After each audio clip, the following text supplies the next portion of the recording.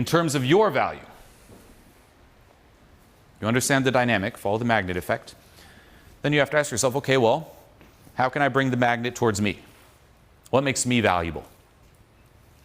Overall, your value, the number one thing that makes you valuable as a person, as cheesy as it sounds, is your authenticity, your uniqueness. That is the one thing that no one can beat you at. Right? No one can beat you at being you. That's the one true, unique thing that you can offer this world. If you try to find it in, oh, how much I have or money, there's always going to be a bigger fish. You can't win that one. But at being you, yeah, you can. And that ultimately, if you think of legacy on the world, like that's the ultimate legacy, is like, did people experience the real you? Did the world get to see and react to the real you? So realize that that's the overall value. You don't need to compensate with all these other things. At a core, just who you are. The one thing you are the best at, no matter what, is you being yourself. Playing the game that is you, right? That's also why if you try to imitate someone, you're just this poor version, like the cheap version of that person. But if you tap into that authenticness, the only thing that you can provide based upon your unique upbringing, your unique DNA, experiences, interpretations, that's the one thing only you can provide. Okay, your uniqueness. And it's always important to remind yourself of that. Like, the most valuable thing is my quote unquote being. That's why people watch, even say, the Joe Rogan podcast. Of course, people watch it for the information, but for the most part, they just watch it because they enjoy experiencing Joe Rogan talk, Joe Rogan interview, ask questions, the vibe behind it, the atmosphere, the look of it. That's what they really like, right? If you take Joe Rogan, it really doesn't matter who the guest is, right? For the most part, it might play into your situational value where you're like, oh, I really like when there's more thinker guests, right? More, you like say a Jordan Peterson or whatnot. Oh, I like that versus say UFC fighter guest. Yeah, that might play into it, but overall, you'd still enjoy it just because it's Joe Rogan, and only he can provide that unique experience. The same with me, right? When I put videos out, I could probably start a cooking channel, and some of you would watch it. Not because you're super into cooking, not because I'm the best at cooking at all, but because you'd enjoy just the experience of, and I'm not saying this in an obnoxious way, but if you're used to watching me and you enjoy it, like you'd enjoy the experience of me talking about cooking, right? Or if I made a movie review series, a video review series, a TV show series, and I'm just breaking it down, you just enjoy it because it's more of just me. That's what you got to start doing all the time. It's like my core value is just the unique experience that I can deliver. All of you here, when you talk, for example, I'm like unmuting you and you're talking, only you can deliver that experience to us here. No one else can replicate that. Going deeper though, it is very important to bring your awareness to what do I have going for myself? And an exercise I highly suggest you all do is writing down a list of features and benefits. Personal features and benefits. What are your features or even unique features? And how are those also benefits? How would those benefit people who meet you, who interact with you? Ultimately, what value do you have to offer? Say someone decided to be your friend. Someone decided to date you, get into a romantic relationship with you. Someone decided to work with you. What value do you bring to the table?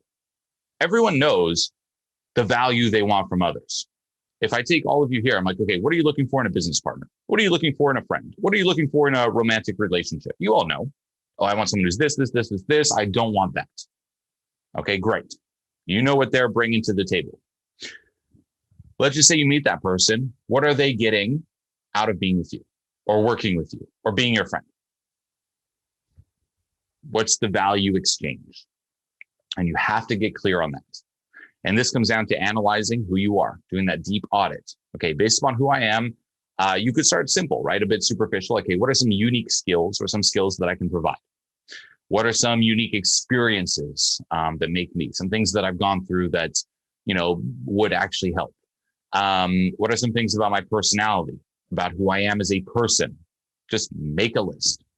And then from that, differentiate features, benefits. Features is the thing, right? It's like, oh, they would like me because I've, as an example, right? I've read a lot of books, right? That's something I bring to the table. I read a lot of books.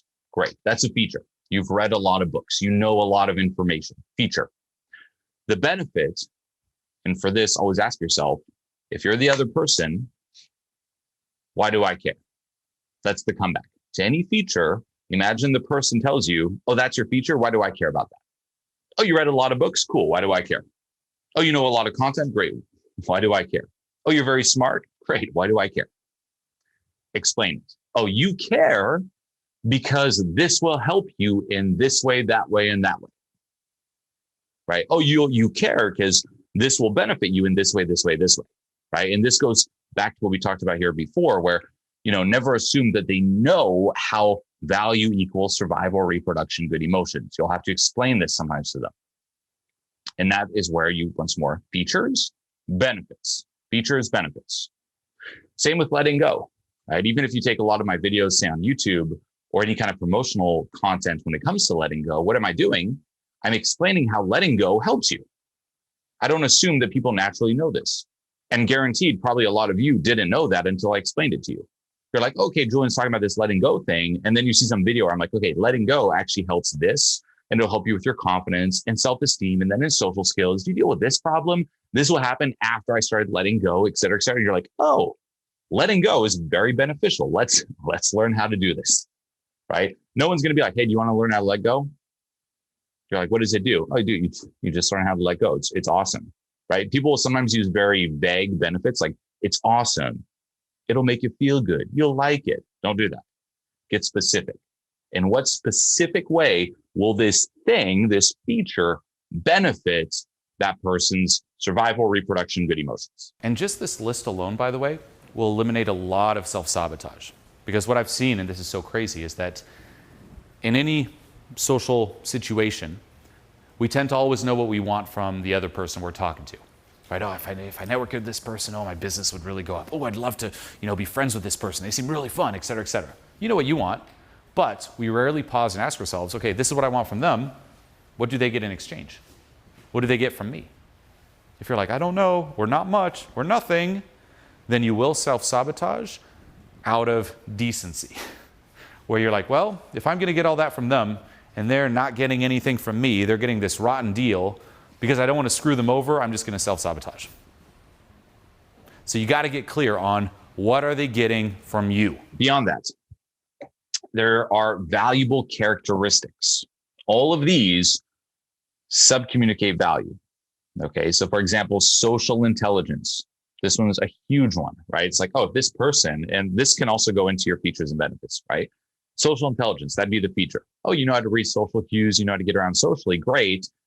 Then the next question for you is, how would that benefit the person? So in reality, for all of you here, when you make this list, you should be writing down technically 100 things, right? 50 features, 50 benefits for each feature. So social intelligence, how would that communicate value, right? Oh, this person knows how to read different social situations, read how to navigate situations, how to move up, like gets a feel for what's going on around them socially. Then guess what? That would definitely increase survival chances, because this person's not going to be so dumb that they'll say or do something dumb that'll mess everything up.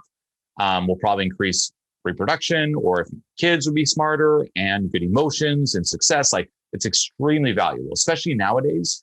Social intelligence is lacking more and more. This is, for me, by the way, if I even look in any kind of hire, number one thing I look for, beyond even the skill, right? Because a lot of skills, especially if someone's socially smart, they can learn. Some spots, yeah, you need a certain amount of skill, but for the most part, it's like, is this person socially savvy? And it's really, really hard to find. People say very uncalibrated things. They'll say things that raise red flags. They say things that just kill the vibe, or they're just like, oh, you really said that? Value drops immediately. Would you ever try to rely on someone where you know that they have no social intelligence? No, because they would not be able to navigate this world. It's way too risky. Low social intelligence, doing something that's out of line, that's not appropriate to the context of a situation or conversation, extremely low value. Having a strong reality is very valuable. Oh, this person's actually very grounded. They know who they are. They know what they value. They know what they want, versus pinging externally. Being confident, be non-reactive, being at the cause, having a certain amount of valuable knowledge. All of those are characteristics. You can write them down. Good questions to ask yourself here too is, what are you proud of in your life? If you can't answer that, again, it's a big problem. What are you proud of?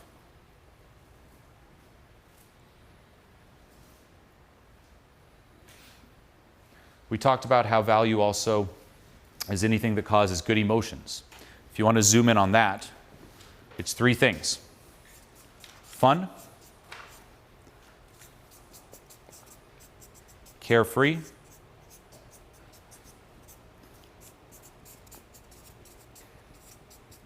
passion. Good emotions, fun, carefree, passion. These three things are extremely valuable. Everyone wants to have more fun. Everyone wants to be more carefree. Everyone wants to be excited and passionate about something. It's another key question. What excites you in life? Most people have no idea. Learn how to generate this within yourself. And people want to be around you. They will see value in you because, hey, if I'm around this person, I'll experience fun. I'll experience carefreeness. That'll rub off on me. I'll experience passion. And this, you will have to learn it when it comes to you. What do you find funny? That's something to start auditing, right? Audit your day-to-day life and ask yourself, okay, today, when did I laugh? When did I genuinely laugh? How can I be carefree? How can I experience passion? What am I excited about? Okay. Fun, carefree, passion. Remember here too, value potential is equally as attractive as having that value. Meaning, as an example, you could be having already made it, say a business setting. You're now a successful business person. Or you're not yet, but you're on that way there. And you know the path, and the people you see, they see the path for you. You have that potential. You're going places. That's equally as attractive and valuable as already being there. This is something I would remind myself of all the time, say 10, 12 years ago, where at the time I was in LA, I was broke, I had no money, I had nothing. But what did I have? I was working on myself and I had a certain path ahead of me where people could sense this person is going places, right? There's the potential of having value. And this is why if you talk to someone and you could take two people, right? Say in that context, all they care about is money, right? It's like, say you have someone, all they care about is money, money, money, money. They talk to someone who say has a lot of money. Oh yeah, I run this business, I make a lot of money. They'll light up. But say they talk to someone who's like, hey, right now I don't have much money, but this is what I'm working on, and this is my plan, and this is what's going to happen. And they see the potentiality of it equally as attractive. Value and potential value equally as attractive. Remember this too. Yes, be aware of it in others, right? Okay, what's their currency? What would be valuable to this person? General value, yes, be aware of it. But also remember this, your reality, your rules. Don't use this and fall into the trap of now always trying to impress others. Because now you're placing them on a pedestal, you're reacting to them. If you have a very strong reality, what you find valuable will be what is valuable. So for example, say you're talking to someone and let's just say they're into unhealthy habits, right? They're really into drinking, for example, and smoking and whatnot. What you might think is, if that's them, I guess that's one thing they value, even though it's not healthy. So how would I communicate there? Versus going up and being like, oh yeah, I'm not into that. If you're like strong reality, strong frame, that's not what I'm about. They will actually be like, I guess I want to live up to that person's idea. Okay, well, I'll put it aside. So it's always a balance, right? You can't be like, my reality, my rules all the time, or it won't connect with anyone. So don't go just me and blind to others, but don't just go all others, not me. It's finding that nice balance. So this is a game changer. It's like, it's a flip of it. And it's a bit of a caveat on what we covered here, where it's like, okay, you get all that, great. But I could actually go up to say someone who's super into business and say they're not into spirituality, right? The example I said. One is you could talk business and play into that frame, and that's cool. Or you can go up and just be so confident and be like, oh yeah, spirituality is awesome, and just so into it that they will be like, oh shit, this person, they're going to even start perhaps second guessing themselves, and they're going to play into that. They'll be like, oh, Julian's currency is spirituality, even though I don't give a fuck about that. Let me say things to impress Julian and impress that. And they chase. So a little bit of a magic subtle point there. Okay. Your reality, your rules.